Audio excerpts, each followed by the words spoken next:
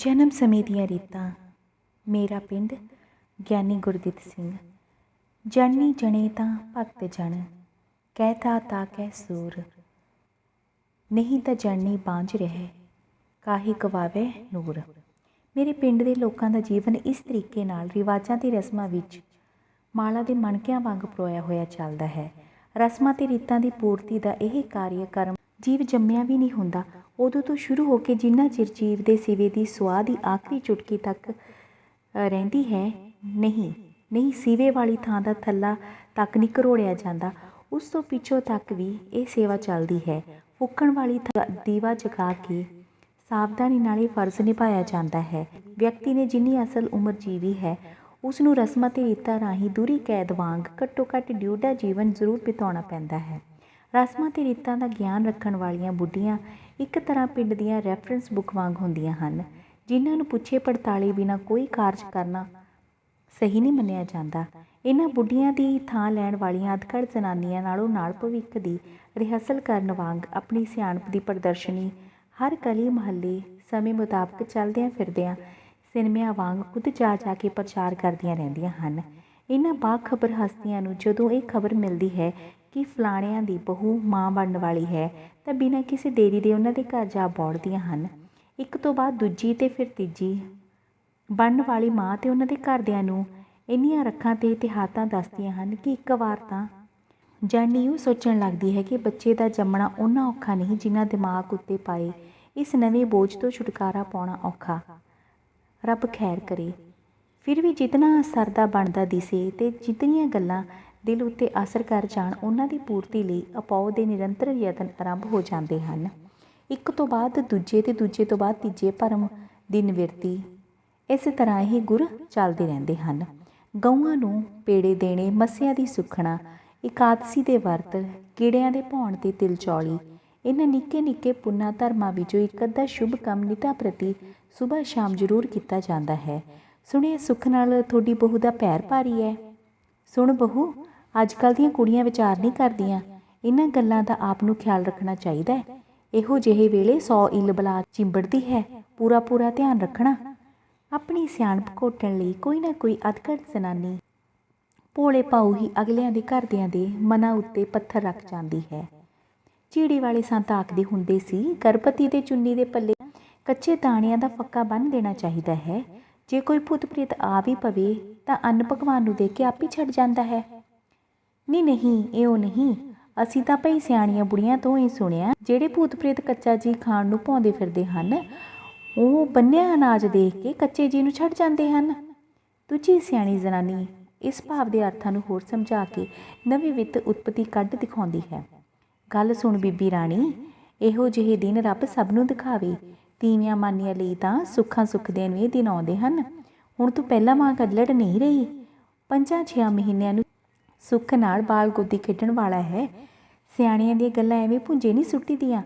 ਸਿਆਣੇ ਦਾ ਬੋਲਿਆ ਤੇ ਔਲੇ ਦਾ ਖਾਧਾ ਪਿੱਛੋਂ ਸਵਾਦ ਆਉਂਦਾ ਹੈ।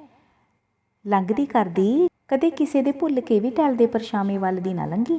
ਕੀ ਪਤਾ ਕਦੋਂ ਕਿਹੜੀ ਜਾਏ ਖਾਣੇ ਦਾ ਭੈੜਾ ਪਰਛਾਵਾਂ ਪੈ ਜਾਵੇ। ਦੇਖ ਬਹੂ, ਕੰਨ ਕਰਕੇ ਗੱਲ ਸੁਣੀ। ਮੈਂ ਤੈਨੂੰ ਦੱਸਦੀ ਹਾਂ, ਉਹ ਜਿਹੜੀ ਹੈ ਨਾ ਨੀਵੀਂ ਬੀ ਵਾਲੀ ਨੱਥੂ ਕੀ ਬਹੂ, ਜਿਹਦੇ ਨਾਲ ਤੇਰਾ ਉੱਠਣਾ ਬੈਠਣਾ ਹੈ, ਉਸ ਤੋਂ ਬਚ ਕੇ ਰਹੀ। ਜੇ ਤੇਥੋਂ ਸਿਰ ਫੁਲਾਉਣਾ ਚਾਹੇ, ਜੂਆਂ ਦਿਖਾਉਣਾ ਆਵੇ, ਕੋਈ ਬਹਾਨਾ ਲਾ ਦੇਵੀਂ। 100 ਬਹਾਨੇ ਬੰਦੇ ਕੋਲ ਹੁੰਦੇ ਹਨ। ਬਸ ਕਿਵੇਂ ਵੀ ਹੋਵੇ, ਭਾਵੇਂ ਤੋੜ ਕੇ ਜਵਾਬ ਹੀ ਦੇਣਾ ਪਵੇ, ਉਸ ਦਾ ਸਿਰ ਨਾ ਫੋਲੀ।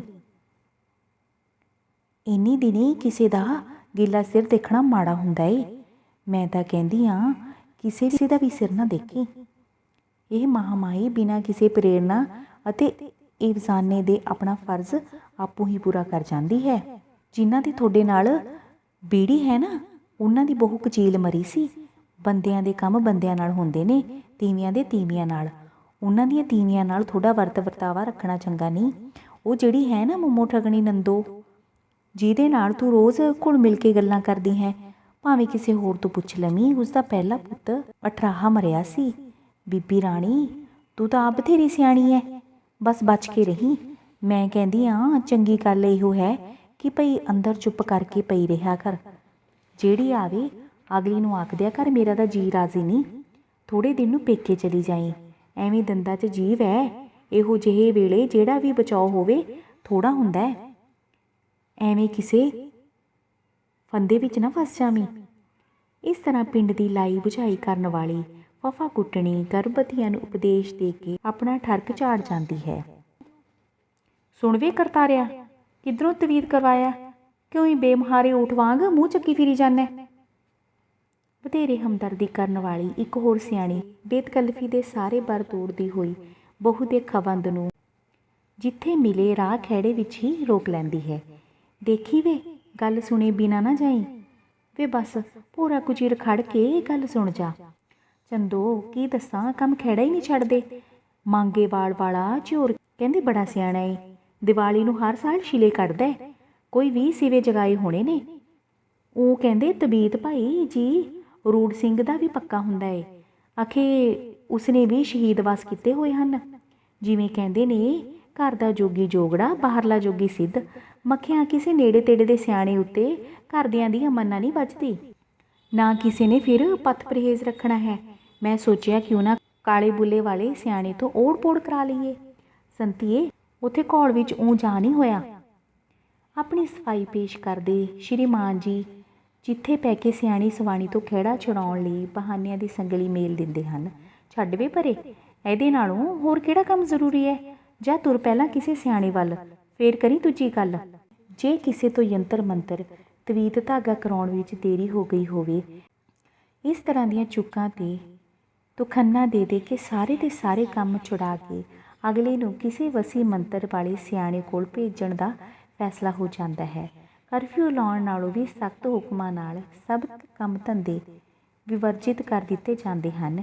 ਜਠੇਰਿਆਂ ਦੀ ਪੂਜਾ, ਮਟੀਆਂ ਨੂੰ ਮੱਥੇ ਟੇਕਣੇ, ਸਮਾਧਾਂ ਦੀ ਪਰਿਕਰਮਾ, ਘਰ ਆਏ ਮੰਗਤੇ ਨੂੰ ਖੈਰ ਤੋਂ ਖਾਲੀ ਨਾ ਮੋੜਨਾ ਇਹਨਾਂ ਦਿਨਾਂ ਦੇ ਖਾਸ ਕਰਮ ਮੰਨੇ ਜਾਂਦੇ ਹਨ। ਹਰ ਮੰਗਤੇ ਨੂੰ ਗਜਾ ਜਾਂ ਖੈਰ ਦੇਲੀਆਂ ਤੋਂ ਪੈਰ ਬਾਹਰ ਰੱਖ ਕੇ ਪਾਇਆ ਜਾਂਦਾ ਹੈ ਤਾਂ ਜੋ ਉਸ ਦਾ ਦਾਨ ਦਾ ਫਲ ਨਾ ਘਟੇ।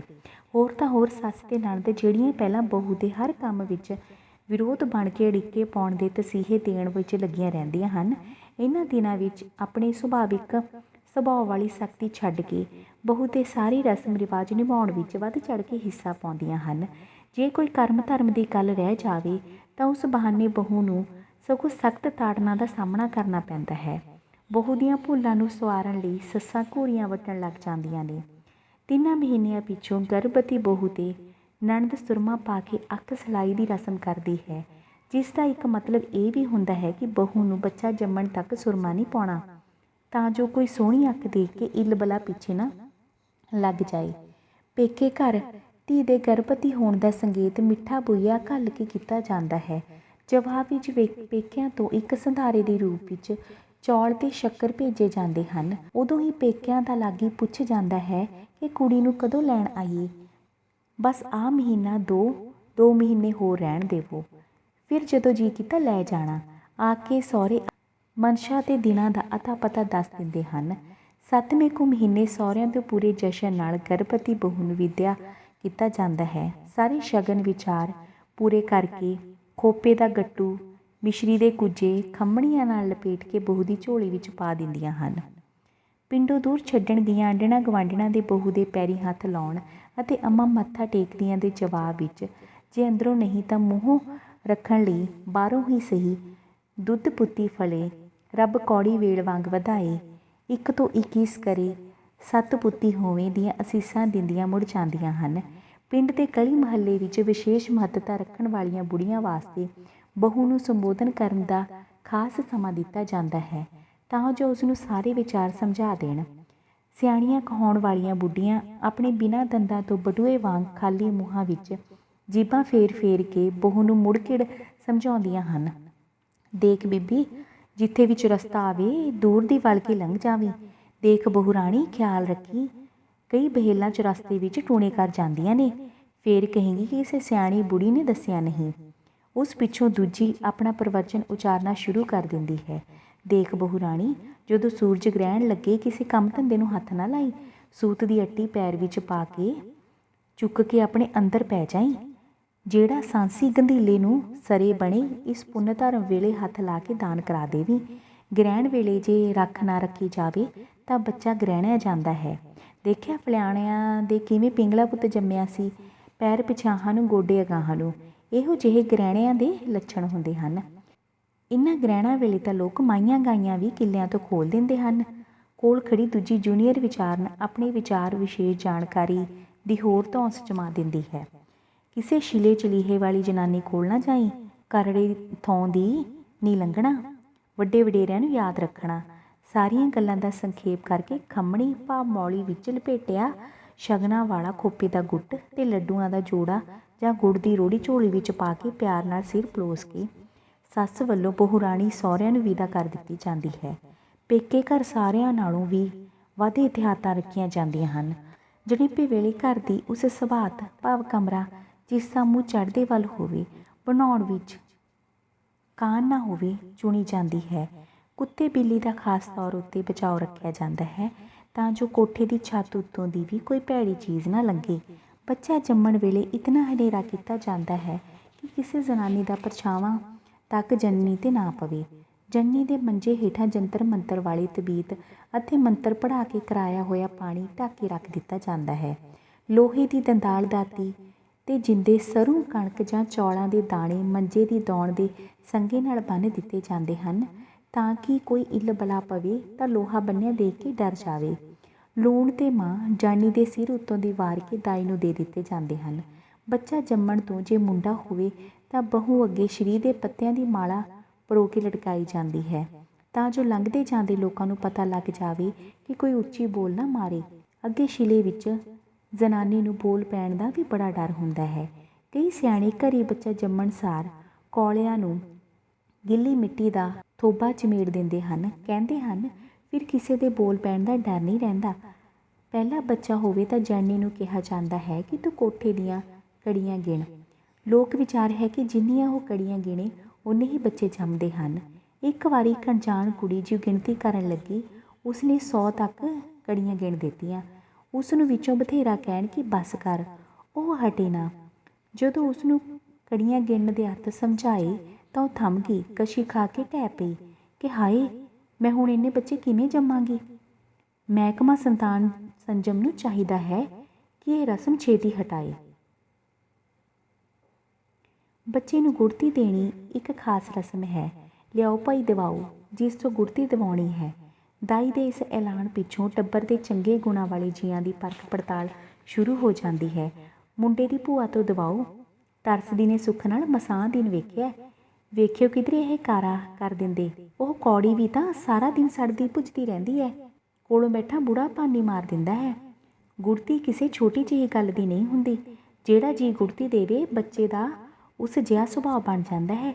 ਸੋਚ ਵਿਚਾਰ ਪਿੱਛੋਂ ਇੱਕ ਸ਼ੀਲ ਸੰਤੋਖੀ ਗੁਣਵੰਤੀ ਬੰਦੇ ਜਾਂ ਤੀਵੀਂ ਨੂੰ ਇਸ ਰਸਮ ਲਈ ਚੁਣਿਆ ਜਾਂਦਾ ਹੈ। ਕੋਰੇ ਚੱਪਣ ਵਿੱਚ ਦੀਵੇ ਦੀ ਬੱਤੀ ਜਿਹੀ ਰੋਂਦੀ ਪੂਣੀ ਨਾਲ ਬੱਕਰੀ ਦਾ ਦੁੱਧ ਬੱਚੇ ਨੂੰ ਪਹਿਲੀ ਵਾਰ ਚੁੰਘਾ ਕੇ ਬੱਚੇ ਨੂੰ ਗੁੜਤੀ ਦੇ ਦਿੱਤੀ ਜਾਂਦੀ ਹੈ। ਜਨਮ ਪੱਤਰੀ ਬਣਾਉਣ ਵਾਲੇ ਬੱਚੇ ਦਾ ਜਨਮ ਸਮੇਂ ਅਸਮਾਨ ਉੱਤੇ ਕਿਹੜੇ ਸਿਤਾਰੇ ਘੁੰਮ ਰਹੇ ਸੀ, ਬੱਚੇ ਦੇ ਕੋਲ ਉਸ ਵੇਲੇ ਕੌਣ ਕੌਣ ਸੀ, ਕਿੱਧਰ ਨੂੰ ਮੰਜੇ ਦਾ ਸਿਰਹਾਣਾ ਤੇ ਦੌਣ ਸੀ, ਨਛੱਤਰਾਂ ਨੂੰ ਘੋਹ ਕੇ ਬੜੇ ਧਿਆਨ ਨਾਲ ਨੋਟ ਕਰਦੇ ਹਨ ਤਾਂ ਕਿ ਟੇਵੇ ਜਾਂ ਕੁੰਡਲੀ ਬਣਾਉਣ ਵਿੱਚ ਕੋਈ ਗਲਤੀ ਨਾ ਰਹਿ ਜਾਵੇ। ਮੁੰਡਾ ਜੰਮਣ ਦੀ ਖਬਰ ਸੁਣ ਕੇ ਆਂਢੀ ਗੁਆਂਢੀ ਵਧਾਈਆਂ ਦੇਣ ਆਉਂਦੇ ਹਨ। ਲਾਗੇ ਵਧਾਈਆਂ ਦਾ ਰੋਜ਼ਾਨਾ ਲੈਣ ਲਈ ਹਰੇਕ ਆ ਜਾਂ ਦੱਬਦੀਆਂ ਗੁੱਟੀਆਂ ਕਰਕੇ ਵਿੱਚ ਵਧਾਈ ਦੀ ਹਰਿਆਲੀ ਟੰਗਣ ਪੁੱਜ ਜਾਂਦੇ ਹਨ। ਜੜ ਹਰੀ ਰਹੇ, ਘਰ ਵੱਲ ਆਉਂਦੇ ਜਾਂਦੇ ਨੂੰ ਗੁੜ ਵੰਡਦੇ ਮੂੰਹ ਮਿੱਠਾ ਕਰਾਉਂਦੇ ਹਨ।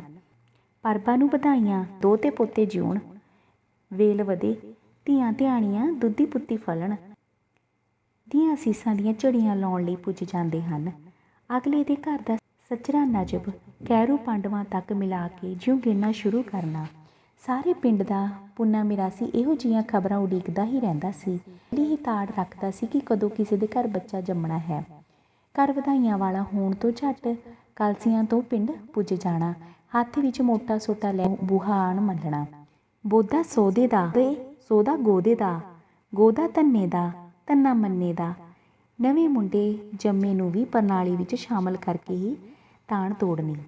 ਵਧਾਈਆਂ ਪਿੱਛੋਂ ਉਸਨੇ ਪਿੰਡ ਦੀ ਵੱਡੀ ਪੀਹੀ ਵਿੱਚੋਂ ਹੀ ਆਪਣੀਆਂ ਫੇਰੀਆਂ ਸ਼ੁਰੂ ਕਰ ਦੇਣੀਆਂ ਤੇ ਟੱਪੇ ਗਾ ਕੇ ਸਾਰੇ ਪਿੰਡ ਵਿੱਚ ਮੁੰਡੇ ਜੰਮਣ ਦੀ ਸ਼ੁਭ ਖਬਰ ਗਾਉਂਦਿਆਂ ਧਾਉਂਦਿਆਂ ਪਹੁੰਚਾ ਦੇਣੀ, ਭਾਵੇਂ ਅਗਲੇ ਦੇ ਘਰ ਦੇ ਬੂਹੇ ਅੱਗੇ ਹੀ ਖੂਹ ਕਿਉਂ ਨਾ ਹੋਵੇ। ਝੂਰੀ ਇੰਨੀ ਦਿਨੀ ਜ਼ਰੂਰ ਪਾਣੀ ਭਰਨ ਆਉਂਦੀ ਹੈ। ਨੈਣ ਦਾ ਕੰਮ ਘਰਦਿਆਂ ਨੂੰ ਰੋਟੀਆਂ ਪਕਾ ਕੇ ਖਵਾਉਣੀਆਂ, ਜਾਣੀ ਨੂੰ ਜੋ ਖਾ ਸਕੇ ਉਹ ਦੇਣਾ, ਲਾਪਸੀ ਆਦਿ ਬਣਾ ਕੇ ਦੇਣਾ ਇੱਕ ਨਿਯਤ ਕਰਮ ਹੁੰਦਾ ਹੈ। ਜੇ ਮੁੰਡਾ ਦਾਦਕੀ ਜੰਮੇ ਤਾਂ ਮੁੰਡੇ ਦੀ ਕੁਆਰੀ ਭੂਆ, ਜੇ ਕੁਆਰੀ ਕੁੜੀ ਹੋਵੇ ਨਾ ਤਾਂ ਸ਼ਰੀਕੇ ਦੇ ਘਰਾਂ ਵਿੱਚੋਂ, ਨਾਨਕੀ ਜੰਮੇ ਤਾਂ ਮਾਸੀ ਤੋਂ ਦੁੱਧ ਧੋਣ ਦੀ ਰਸਮ ਕਰਾਈ ਜਾਂਦੀ ਹੈ। ਕੋਰੀ ਠੂਠੀ ਵਿੱਚ ਹਲਦੀ ਦੀ ਇਕੱਠੀ ਥੋੜ੍ਹੀ ਜਿਹੀ ਘਸਾ ਕੇ ਵਿੱਚ ਚਾਂਦੀ ਦਾ ਰੁਪਈਆ ਜਾਂ ਕੋਈ ਟੂਮ ਰੱਖ ਕੇ ਚੌਲ ਘੋਲ ਲਏ ਜਾਂਦੇ ਹਨ।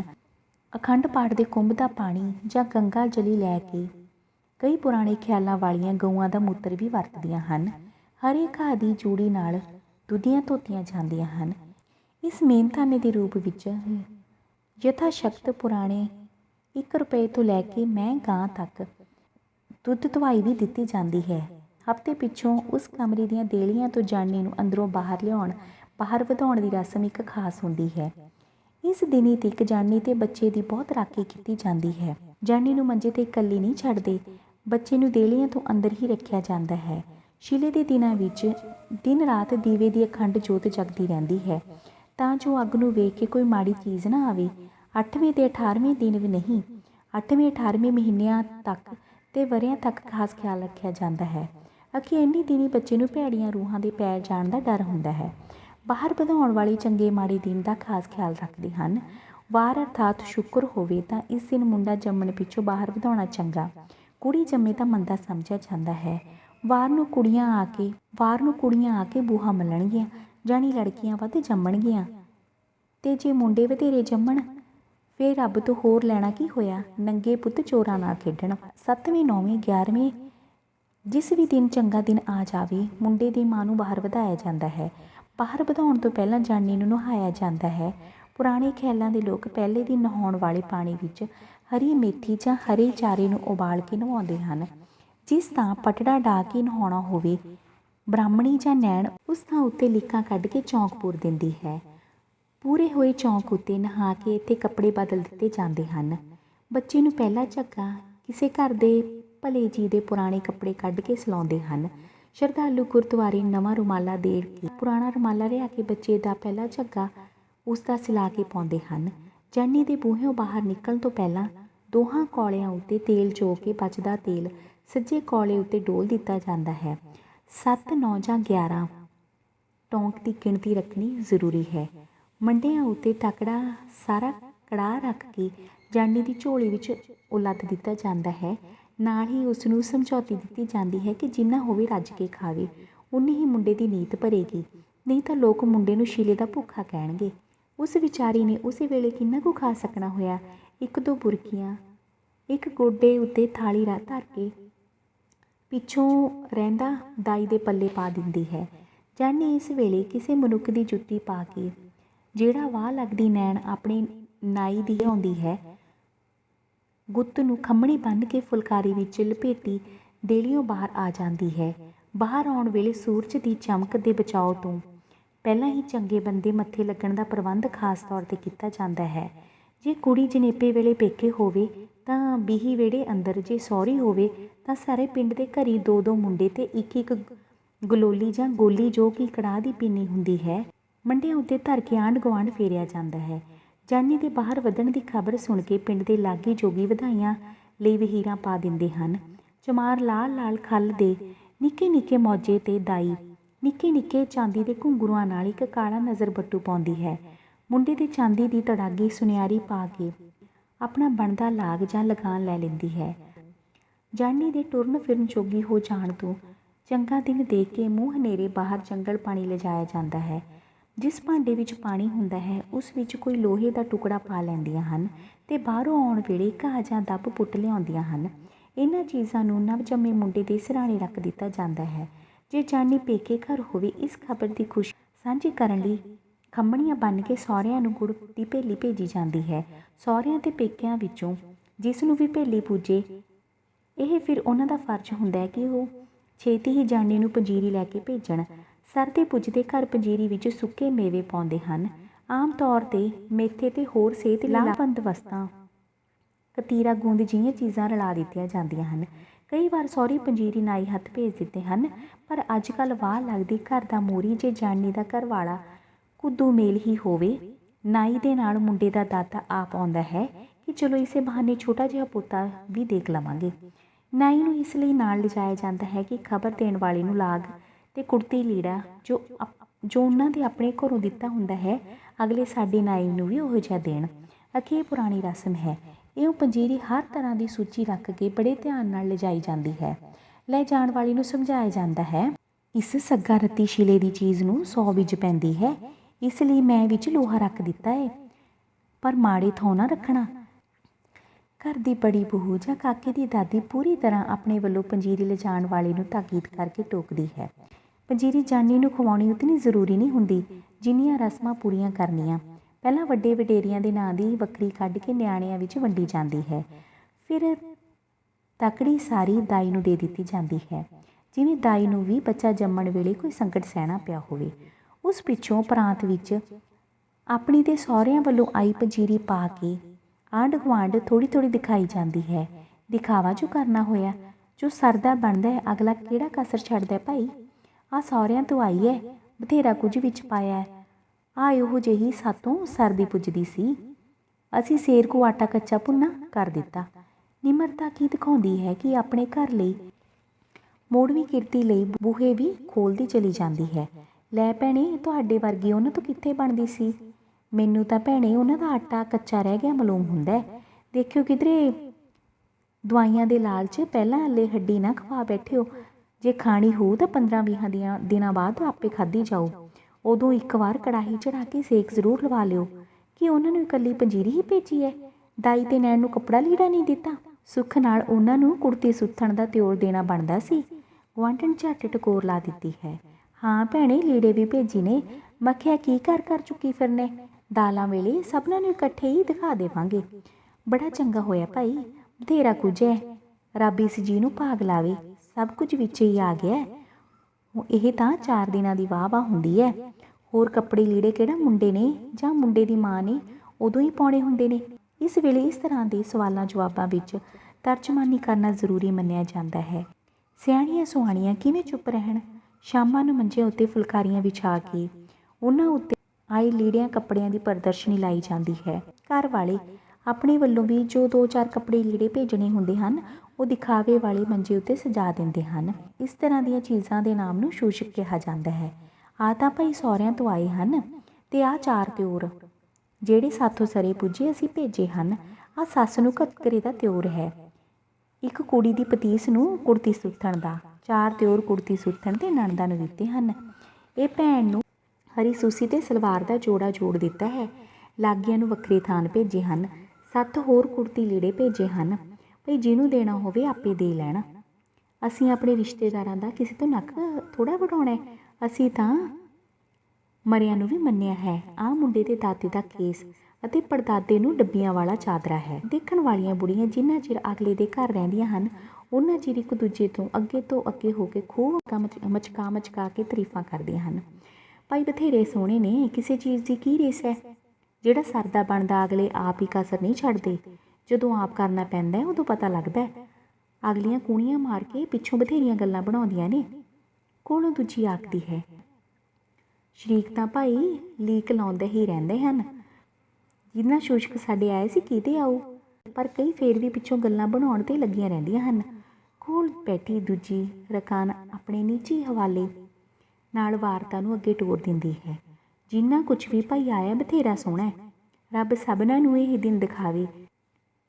ਲੈਣ ਦੇਣ ਦਾ ਤਾਂ ਆਉਣ ਜਾਣ ਸੁੱਖ ਨਾਲ ਹੁੰਦਾ ਹੀ ਰਹਿੰਦਾ ਏ।